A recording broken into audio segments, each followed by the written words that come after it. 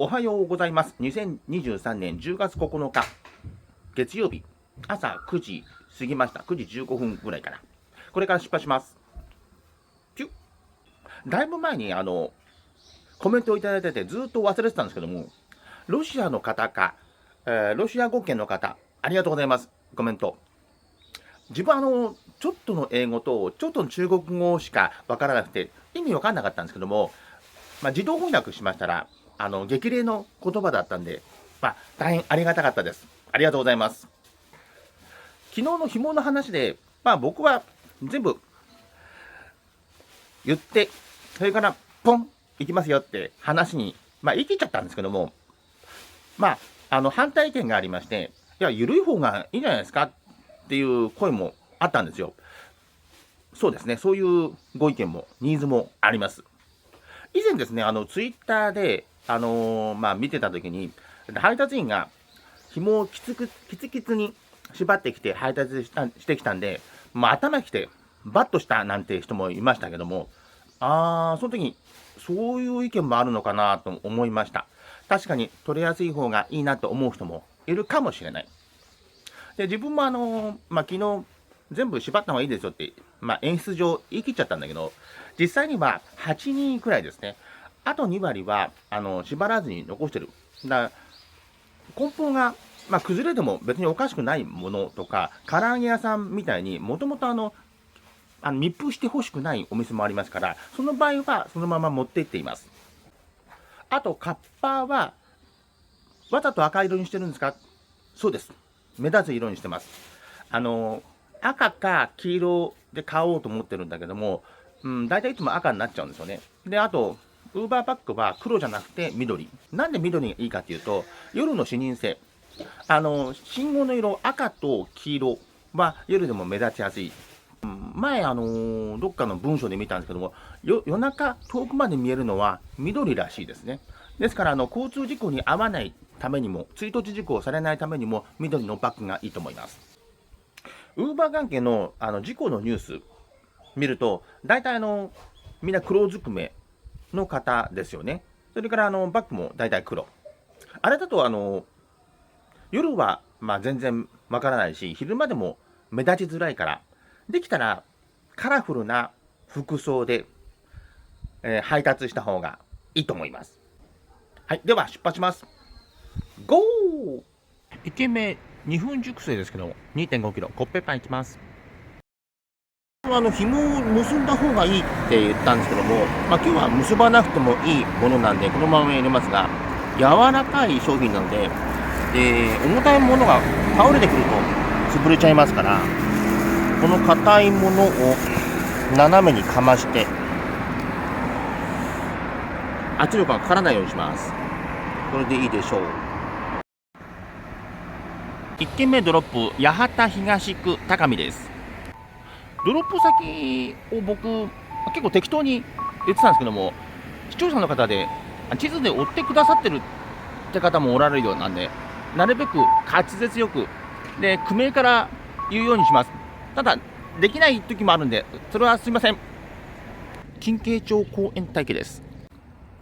あと、昨日の麻布十番のお店の話で、じゃあ、ロータリーはどこだって、僕ちょっとぼかして言ったんだけど、探して座標で示してくださった方がおられるんですよね。ドンピシャリです。ドンピシャリ。もう6、7年前の話なんで、そのお店はないと思いますよ、探しても。ウバ地図で調べてみたら、まだありました。ですので、皆さんあまり調べてはいけません。ダメよ。ダメ。小倉北区中井境川公園に来ました。いわゆるならない公園です。ちょっと計画的に休みます。一生懸命やっても、最近の傾向だと関西圏なんで、100のうち2、30% ぐらいしか仕事できませんから、ここで時間だけ潰します。久しぶりに正次郎バーガーさんになりました。大変美味しいお店です。行ってきます。3軒目、高台前ドロップです。鹿児島本線の駅の近くです。で、暑くなったんでゴーラ飲んでます。一軒スシロー拒否した後、すぐ一枝助さんうどんが来ました。行ってきます。風景画を撮ろうとしたらなりました。続きます。5軒目ドロップが小倉北区弁天町です。6軒目ドロップ八幡東区昭和です。また再度金慶町公園です。先ほど久しぶりに乗客が料金を支払わなかったという処理をしました。一番最後青いところを右にスワイプして終わりにすると思うんですけど、その上緑のところをちょっと押すと料金の詳細が出てくるんですよね。まあご存知の方多いと思いますけど、その下に、乗客が料金を支払わなかったと、乗客が一部の料金しか支払わなかったってあるんですよね。そこの一番上を使いました。で、今回は注文者がクレジットカードで払うつもりだったのに現金扱いになってた。現金っていうのはウーバーやってない方は一般の方はご存じないかもしれませんけど、宅配でいう代引きですよね。現金集金してお料理を渡すやつです。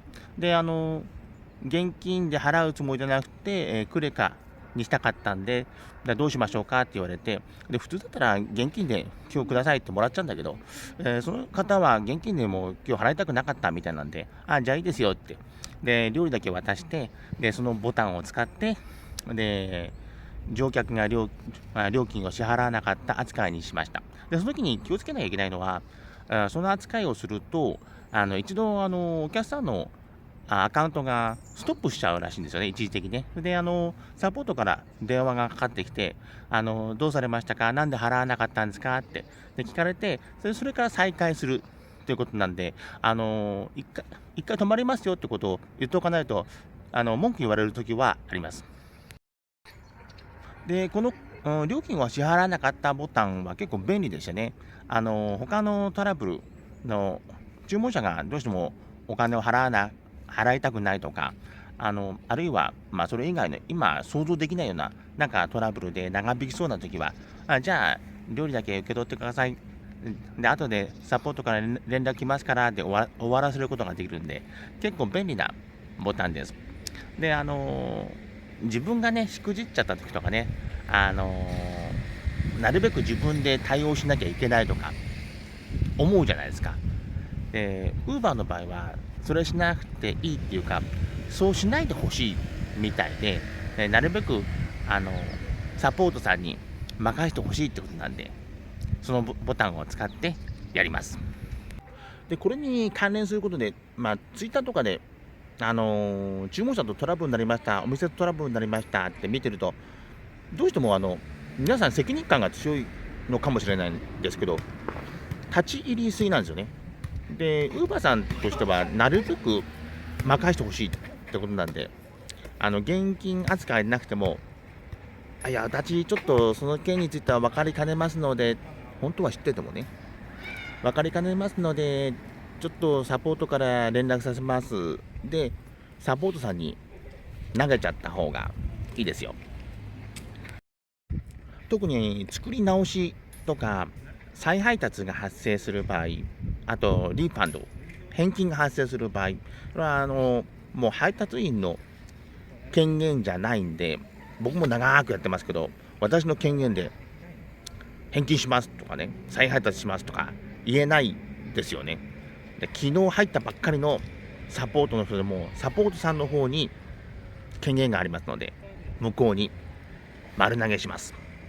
7件目、小倉北区だったかな、イボリドロップです。この間先週家を見に行って、そのうちの3件のうちの1つまだ検討してたんですけど、門司港に住んでいる知り合いの人に聞いたら、物件はそこ、実際見てないからわからないけど、その地区は崖崩れが多いですよ言われました。確かに家の中も崩れていた。そこは自分がどの詰めば直せるかなと思ったけど、ちょっと甘いかな。限りなくパスかな。では後半4時間やります。前半もう6時間やっちゃったんで、今日は楽勝です。楽勝じゃないかもしれないけど、楽勝です。頑張ります。ピュッ。朝2号公園待機です。後半オンラインしてから全然ならずに、大河ドラマ見終わってしまいました。マイエリアの伊東津まで改装してきてなりました。2.4 キロでマックデリバリーですから、どこ行くかわかんないけど、行ってみます。立町ドロップです。今日は初めてです。小倉城待機です。先日のちょっと応用編なんですけど、この間丼やりましたけども、ドリンク、これ、このままだと若干、運送中、フリクション、振動ありますんで、上だけちょっと、押さえておきます。これだけで振動がなくなります。いつもの公園待機です。今日も10時間ちょうど終わりました。オンライン時間に対する運転時間の比率は 30% で、昨日と全く同じ。おそらく現在の私の足跡のつけ方からして、この地区の閑散期の実力が 30% ぐらいなんだと思います。で、昨日今日日曜祝日ですから、平日はもうちょっと低いのかもしれない。平日 23% か 4% からすると、土日は2割ぐらい需要が増えますから、30% で計算はちょうど合います。そんな感じです。また明日も稼働します。さよなら。